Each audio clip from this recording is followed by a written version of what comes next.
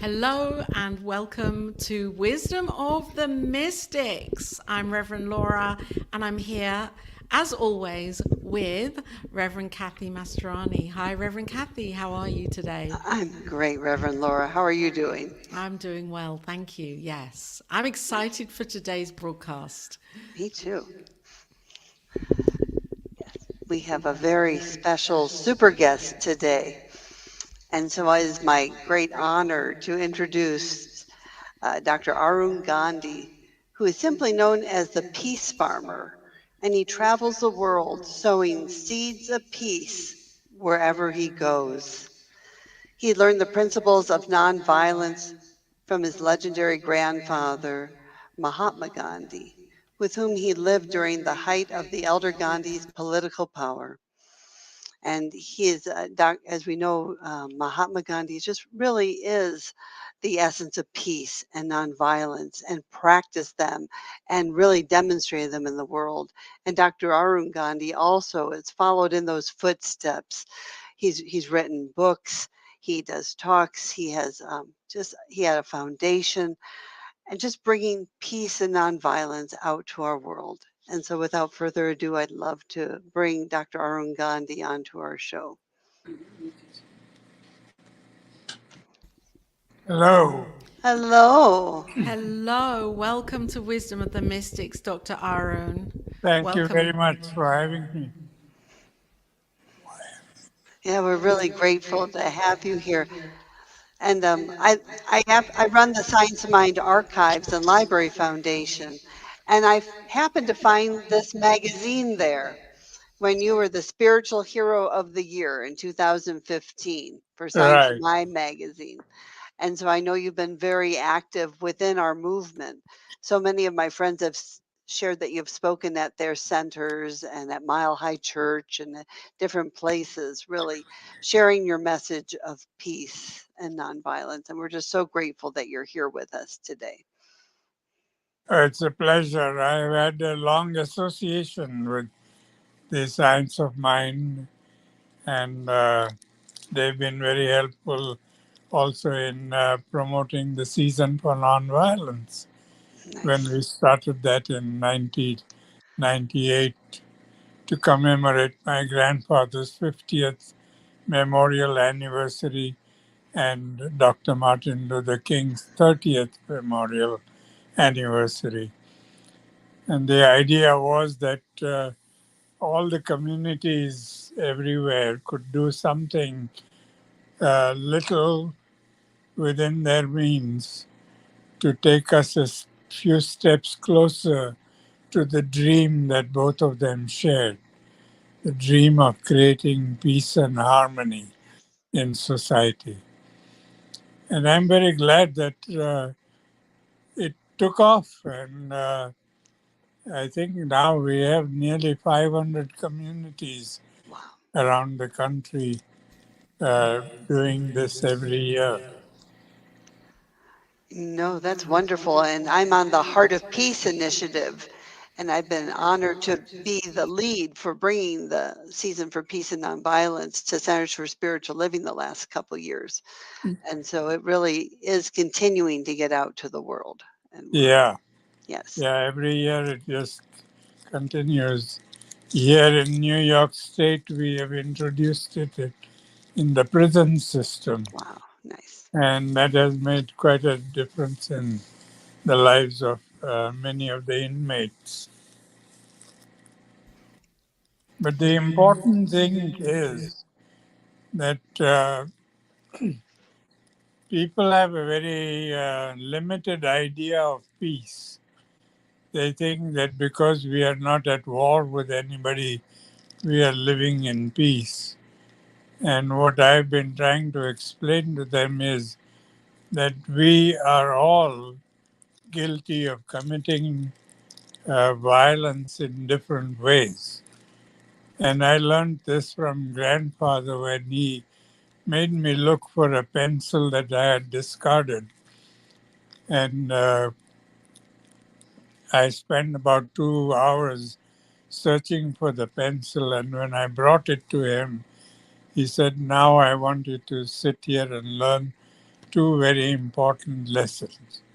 The first lesson is that even in the making of a simple thing like a pencil, we use a lot of the world's natural resources. And when we throw them away, we are throwing away the world's natural resources, and that is violence against nature." And the second lesson is that because in an affluent society we can afford to buy all these things in bulk, we overconsume the resources of the world. And because we overconsume them, we are depriving people elsewhere of the resources, and they have to live in poverty.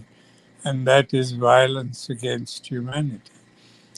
And that was the first time I realized, as a 12-year-old boy, that all of these little things that we do every day, we've created such a wasteful society that when we can afford it, we waste things and throw away things. And um, that wasteful society is also contributing to violence in society. So it's not just the physical violence, but what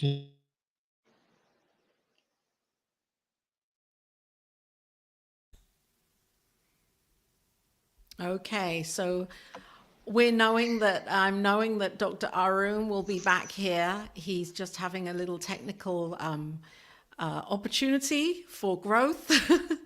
And what a blessing, Reverend Kathy, that he's here and sharing with us. I feel so honored to be here with him in Very his much. energy and consciousness, and I'm sure he's going to be sharing a lot of incredible wisdoms and insights from his grandfather. Right. And he's already starting off with some stories, Yes, which again, that's going to help us get to know who uh, Mahatma Gandhi was as a person. yes. Yes. And just bringing us into this awareness that violence is, we're all committing acts of violence, whether we know it or not, just to Mother Earth, our planet, how we be with nature. That's a powerful, powerful thing to begin this broadcast with today. Powerful awareness.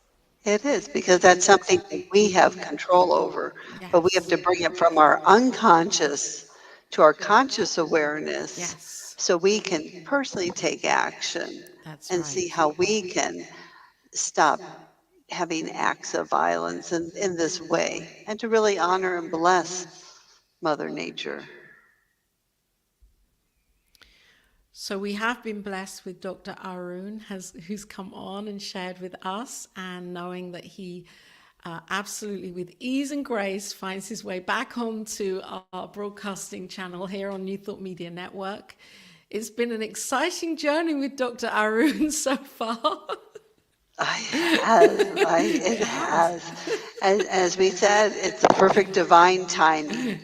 We Yes. absolutely know that the perfect timing with the perfect message to hear Yes. from Dr. Arun about his grandfather. And we get to kind of like sit at his feet and listen to Yes. stories and to learn, teach us. Yes. Yes.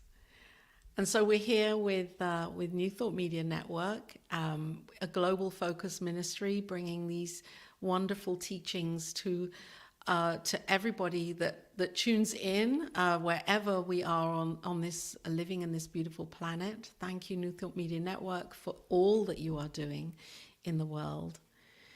And Reverend Kathy Mastroianni is the executive director and leader of the Science of Mind Archives organization, bringing these teachings to the world in a different way.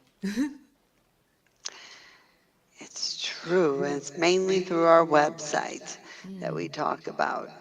Or sometimes people come visit us here in Golden, Colorado, but we're just finding boxes and boxes and audio recordings and transcriptions and writings of Dr. Ernest Holmes and other New Thought leaders. And we just give the beautiful blessing to bring them out to the world so everyone can enjoy them. And you found a magazine, a Science of Mind magazine, with Dr. Arun on the cover, or he'd written for the magazine. Yeah. Yeah, actually, I think it was Dr. Judy Morley wrote this article for Science of Mind magazine because he was a spiritual hero for 2015. So it's just a lovely article. It's almost on the archives website. That should be on soon. And so people can access it from there. Perfect. Okay, so I'm just going to check in with Dr. Arun just to see that he has maybe to see where he is. I love technology and I love the ease and grace of technology. Yes. It always works perfectly right when we need it. Always works perfectly. Yes. And it's a wonderful seeing Dr. Arun and knowing that what he's been going through with his health experience. That's the word I'm going to use. His health experience over the last few weeks. It's just wonderful to see him there, sitting there and being able to share and feeling comfortable to do this right now. So we're just affirming that he pops back in to our Wisdom of the Mystics show. I just think this technology is kind of like Star Trek, Beam me up, Scotty. Let's beam Dr. Arun up here for us, Scotty. Just give him a hand here.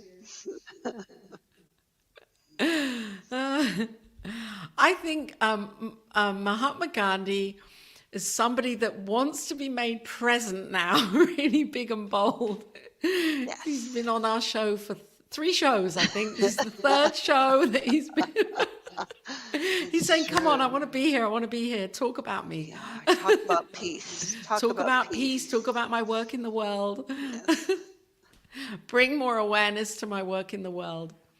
So talk about, Reverend Kathy, explain more about the Heart of Peace meditation and the peace and non-violence part that you are promoting through Centers for Spiritual Living. Yes, I think pretty much every year. So the season for nonviolence that Dr. Arun Gandhi helped to start, I think this will be the 26th year of it.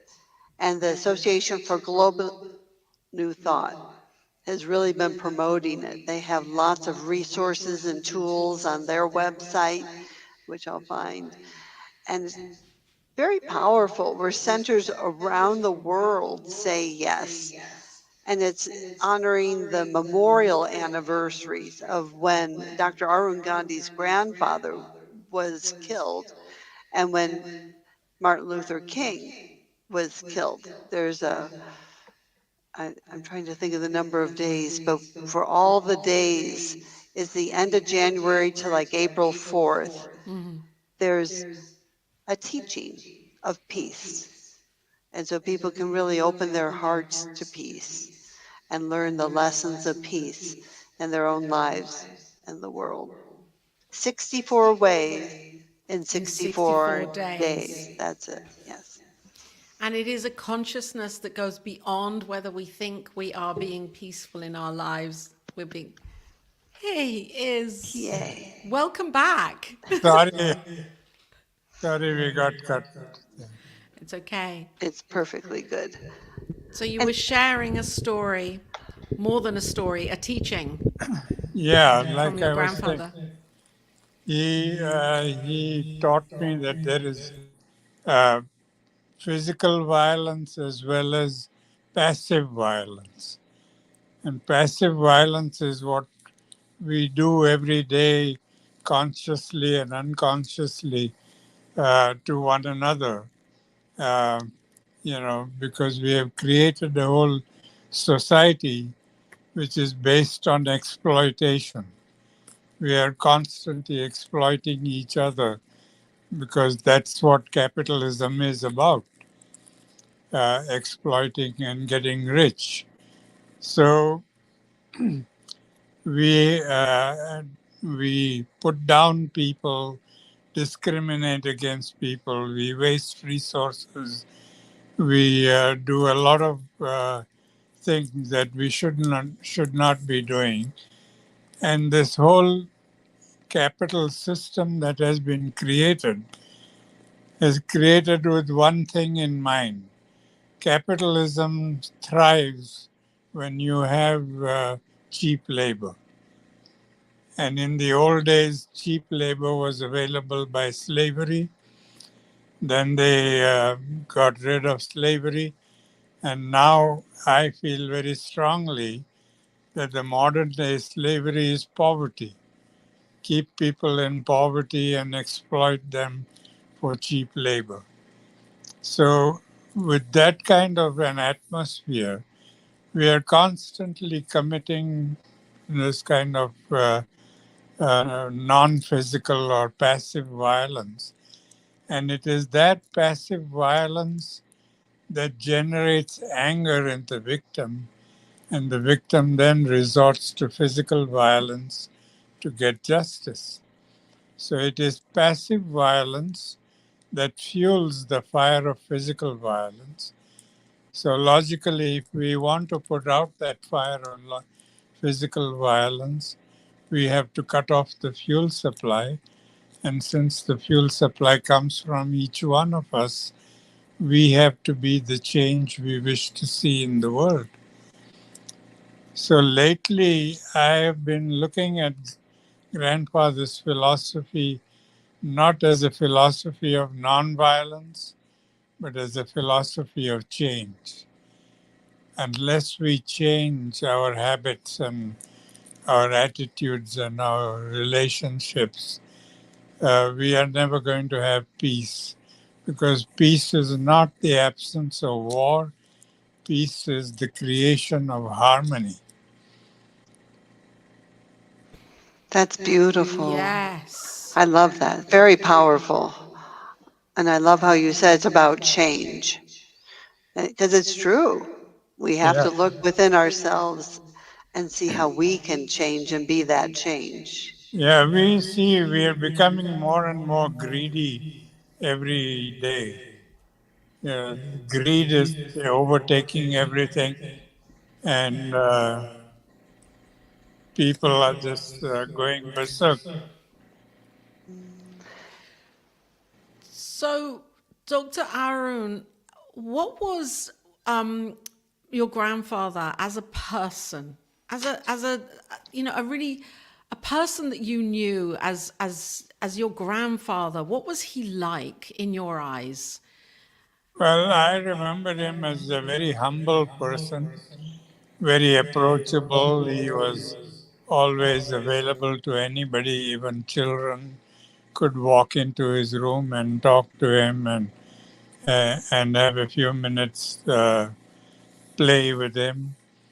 And he was always very welcoming and loving and nice. Um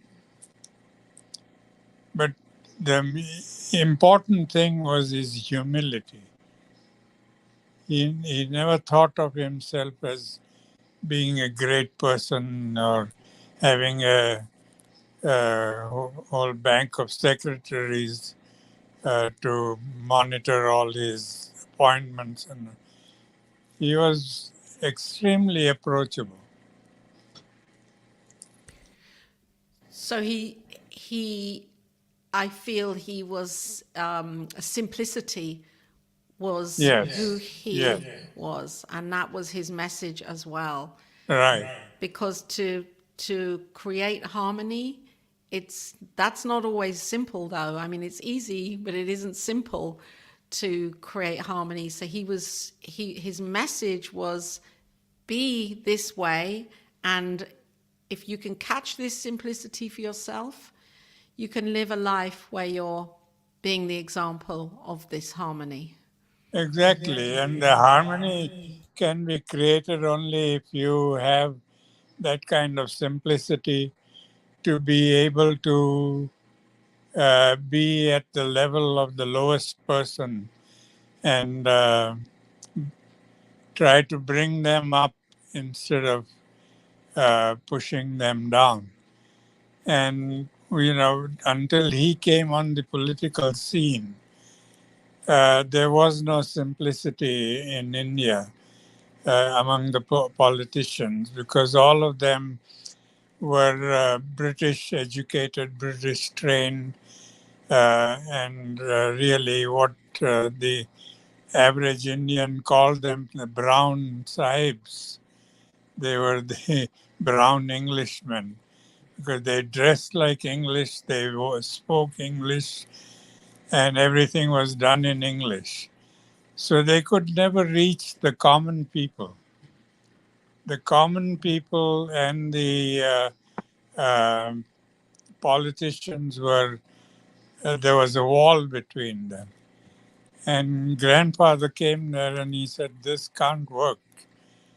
We cannot have a political revolution unless we have all the people along with us."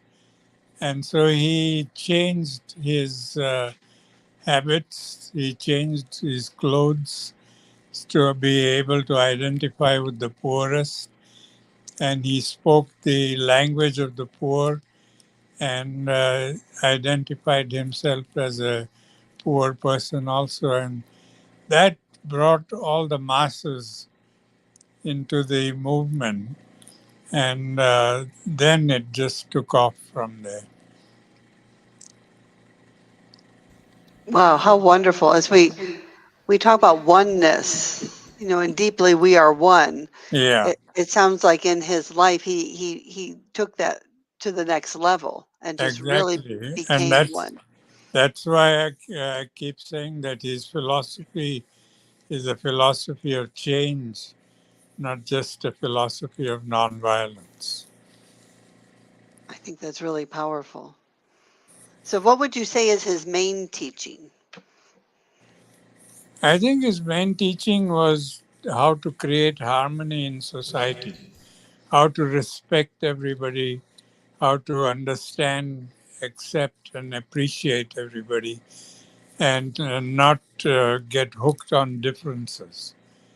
That was one of the most important parts of his philosophy of bringing people together. For instance, his prayer services every day, morning and evening, consisted of prayers from all major religions of the world. And we all sat together in an open forum where there were no symbols of any kind.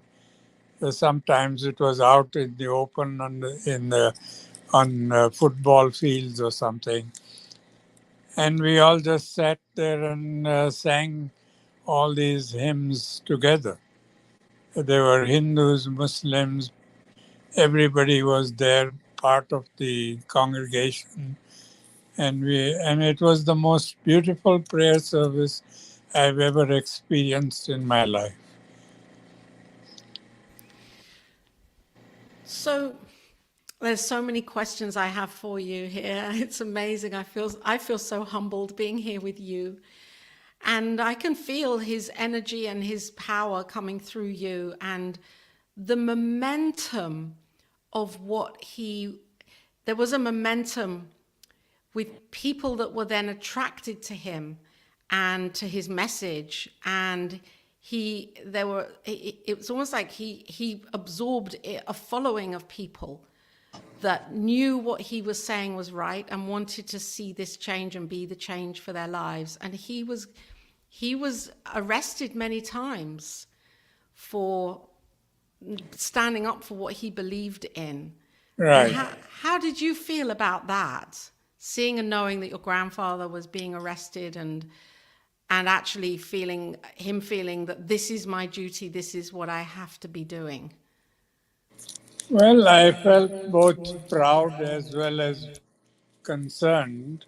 Concerned because nobody wants your grandfather or father or anybody to go into prison and suffer. But I was proud that they were standing up for what they believed in and had the courage to suffer the consequences for what they believed to be truth.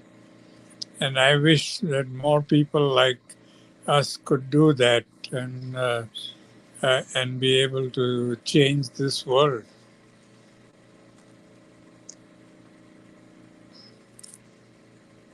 And he must have, the message of even that must have really empowered people to live this way. Seeing and knowing him Yeah, doing this. yeah, he did empower and he still continues to empower. I'm always surprised that many young people today uh, are inspired by his philosophy and have dedicated their lives to bringing about that change.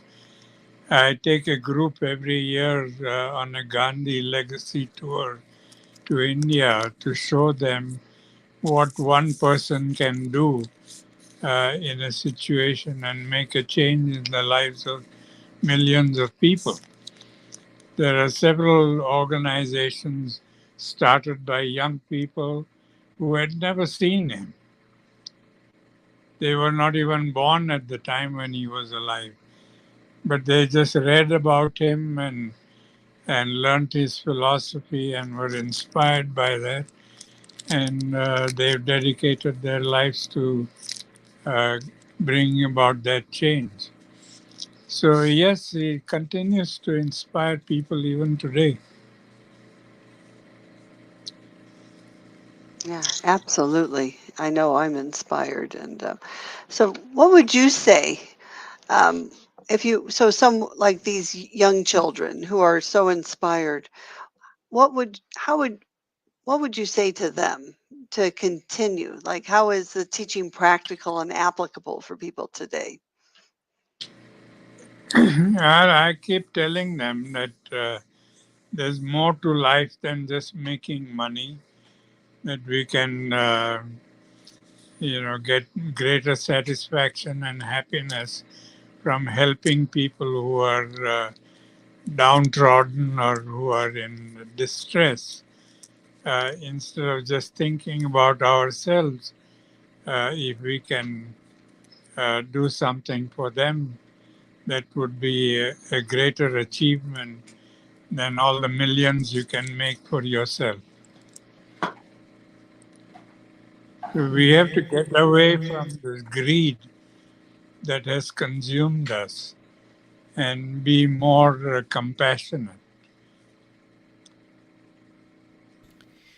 So, do you believe that that Gandhi, your grandfather, was infused with a prophecy? Was it this a message from God working through him, or was this a spiritual message, a spiritual knowing, or was this because he just knew politically the situation in India and he wanted the change from that point of view?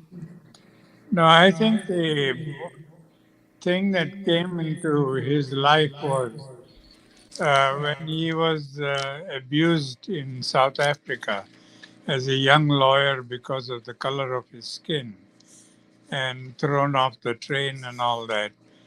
And he realized that this was a conflict where people were hating each other, and people should not be hating people. And so he got the idea of non-violence protests to mitigate this kind of attitude of the people. But during that time, he also later, sometime in the 1900s, read a little booklet called Unto the Last, which was written by a British economist who talked about how the economy had been created to suppress some people and keep them in poverty and create a division. So the rich get richer and the poor get poorer. And he said, unless we change that, we are never going to have peace in the world. And when he wrote that article, a series of 3 articles, there was an uproar in England and they uh, shut him out. His articles were not published. And he eventually brought out a little booklet which fell into my grandfather's hands. And when he read that booklet, he realized the truth in it. And that's why he decided to give up materialism and become a simple person. Until then, he had a thriving legal practice because he was the only non-white legal person in South Africa. And as such, he had a practice that was estimated at about 80,000 sterling a year. And that was a lot of money in those days.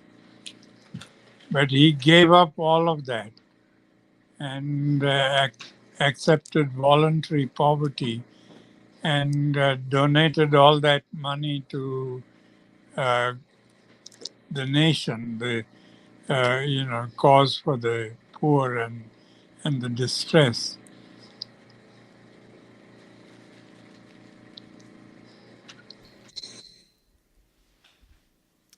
So I think basically it was uh, the compassion within him, compassion for people, that this series of articles kind of, uh, you know, gave birth to. So his perfect world would be that everybody is treating everybody with humility, with dignity, with regard, Yeah, acceptance, acknowledgement, right. as a s- And he also believed that uh, we can have compassionate capitalism. Capitalism doesn't have to be greedy capitalism. You don't have to just amass money for yourself. But if you have compassionate capitalism, where you use your talent to make the money, but then use the money to improve the lives of your workers and your consumers and your neighborhoods.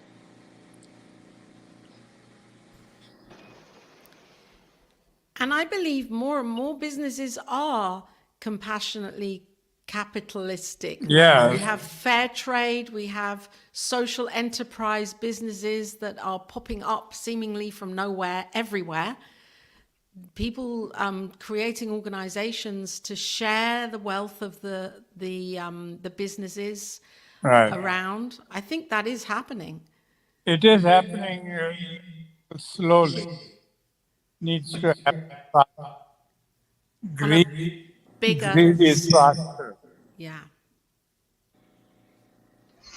Yeah, I love Laura's question about what the ideal world would look like for your grandfather, but also even for you. What does that look like if we're painting this picture using the power of our words to create? What would, what would you see? What would we be creating for our world? Well, we won't have poverty. Everybody would have a decent house and food to eat. We won't have to have charity.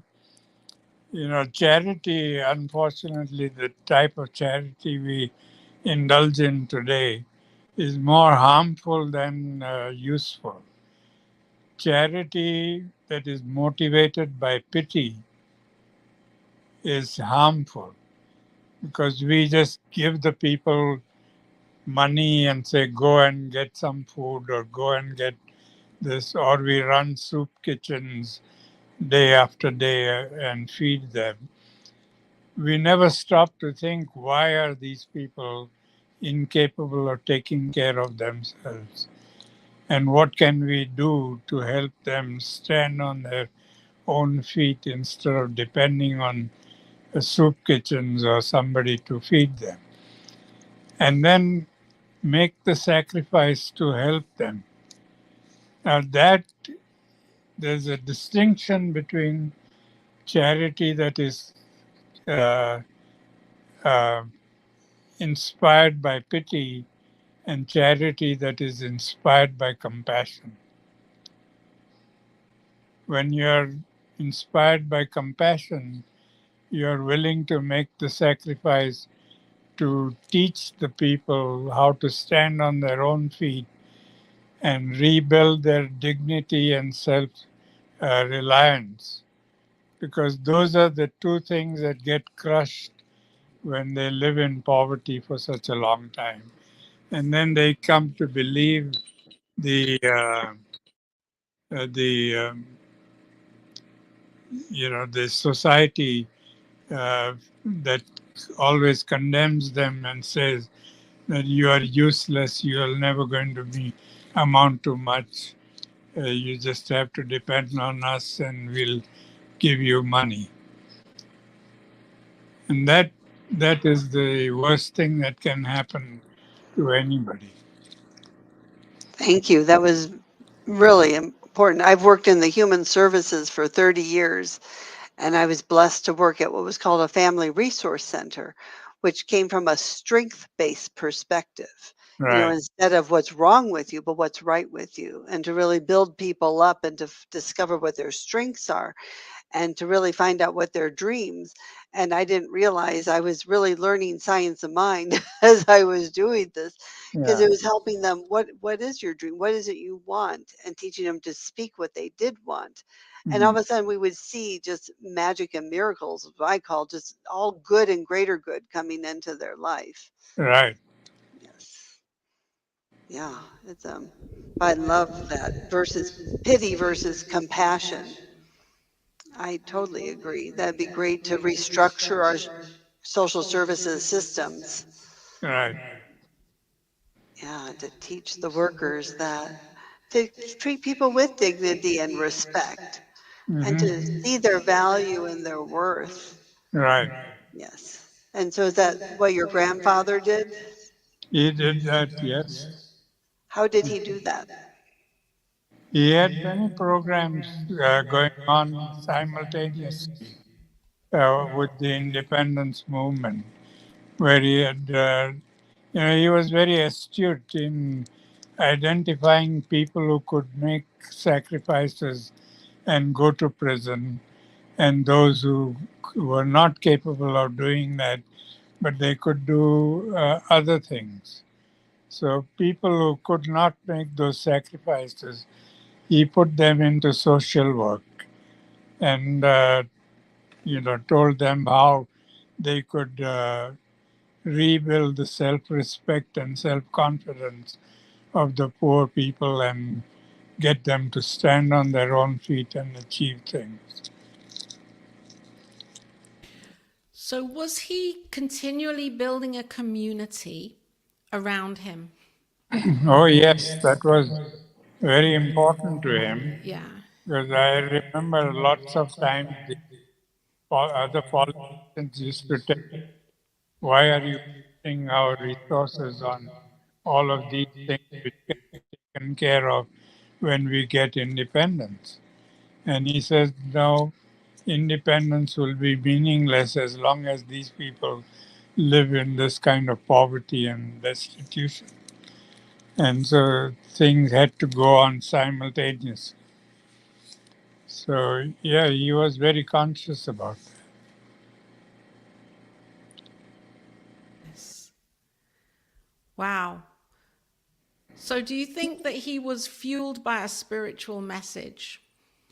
Oh, yeah, he was always very spiritual, and uh, he learned a lot from all the religions. He read the religious texts and took what he thought was good from them and incorporated that in his life. So, yeah, I would say that he was very spiritual in his thinking.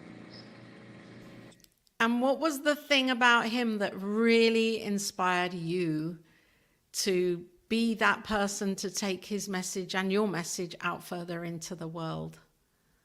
Well, I must confess that when I was young, I was a little skeptical about this legacy because people expected so much of me, and I didn't know whether I would ever be able to fulfill those expectations. And sometimes those expectations were ridiculous. You know, when I was young, I was uh, fatter, and they would say, "How can you be a Gandhi? He was so lean and thin, and you were so fat." And so even physically, they expected me to be looking like him at that age. But one day I told my mother, I said, I don't know how I'm going to go through life with this kind of um legacy, expectations. And she said, it's up to you. If you think this legacy is a burden, it's just going to get heavier and heavier as you grow older. But if you think this legacy is a light that is illuminating the path ahead for you, it'll be easier for you to deal with. So since then, I've been looking at this legacy as a light that is showing me the right way, and I'm trying to follow that. That's beautiful.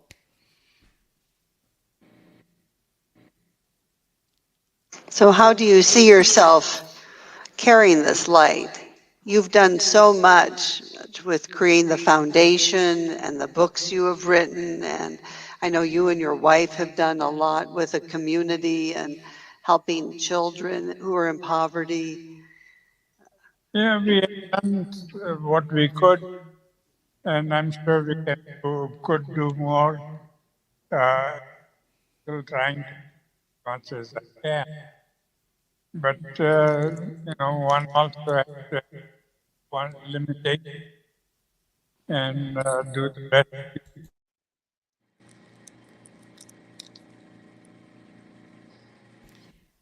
And Dr. Arun, do you come to England and do you visit the Gandhi Foundation here in the UK? I came last, I think, about 3 years ago, and no, I haven't visited the foundation, but I lived in England for a year, more than a year in 1967, 68, and I enjoyed it very much, and I still feel like home there. I used to live in Golders Green in London, Which street? Finchley Road. Oh, Golders Green, Finchley Road. Oh, okay. I know Finchley Road. Yeah, Oh, wow. And the Gandhi Foundation, they do amazing things here. They had a 100-year celebration. They held a celebration for Gandhi's 100th anniversary mm, a few years ago. We performed there, and that was amazing. That was an amazing experience. that's good. So, what words of wisdom would you give our viewers here who are watching? What inspiration would you like to share with them from your heart? Well, I think I would say that the world has many problems right now, and all of them related to violence and destruction and killing. And this is not what civilization is meant to be. Civilization is about learning to live together in harmony and respecting each other for whatever they are. And, you know, we should be uh, following that path of wisdom rather than the path of destruction.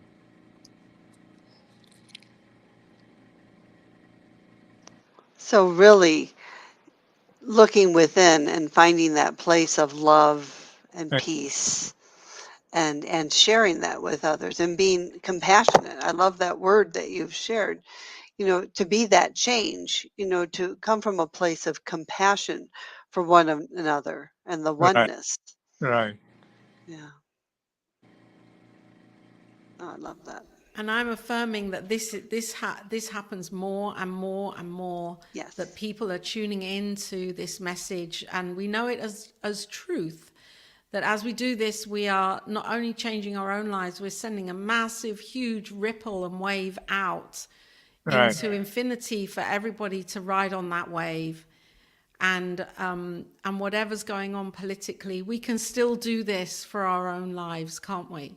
Exactly. Yeah. And we don't big institution or a lot of money. Just need a lot of compassion and desire uh, to help people. So like I said earlier, there are so many people, who started as one person and have made a big difference in the lives of millions of people. And I feel this is you. And thank you for being here today and sharing Thank like you very this in much this for way, having me. So, and for inspiring me. And I'm sure Reverend Kathy and the viewers that are watching this or listening to it at any time. thank you very And it sounds like, and you have a website and some books. Yes. I love that you wrote children's books Yeah. Yeah. because I think that, gosh, if we could start with those children and teach them that love and compassion and to be the change at a young age, Exactly. they can change the world. Hmm. Thank you, Dr. Arun, Thank you very for much, being on and Wisdom of the Mystics today. thank you. It was nice talking to both of you, Yes. and wish you Christmas and happy. Thank you so much. And you, And knowing you. peace and vitality and well-being for you and your family. And thank you for being here. And of course, you're welcome here anytime on New Thought Media Network to share. Thank you. I will take that up. Yeah. Goodbye. Goodbye. Thank you, Goodbye. Dr. Arun. Thank you. Thank you. Bye. Bye. Wow. Wow. Incredible. That What was a awesome. blessing. What a blessing. I feel like we've all been blessed. All the viewers, all the people who've been really called to listen to this message of peace, this message of change. We hear Totally. be the change you wish to see in the world, we are that change, Absolutely. And to me, I think be the change we see. We're seeing it in the present moment, to see the change, to see the compassion, to see self, where we're lifting people up. It's so powerful. It's so amazing that Dr. Arun is here and sharing like this today. And I feel so, I want to go back and listen to this again. It's amazing.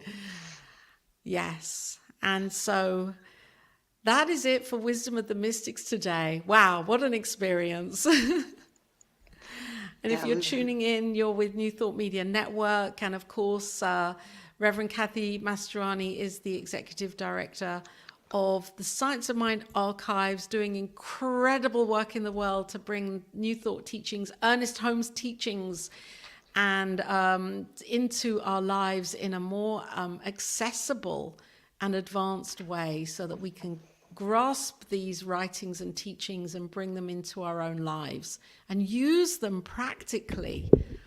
I'm just looking for the link here. Use them practically for our lives, just as Gandhi knew that we had to take action, be action orientated, to know the teachings, to reveal it for ourselves, and to go for it with action.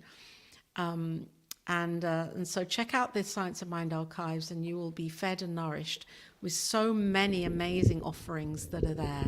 Many of them free, and many of them that you can sign up for as well, the membership as well, which is great. So there is the website. Thank you. And I just do encourage, hopefully we're all inspired by Dr. Arun Gandhi right now, and his grandfather.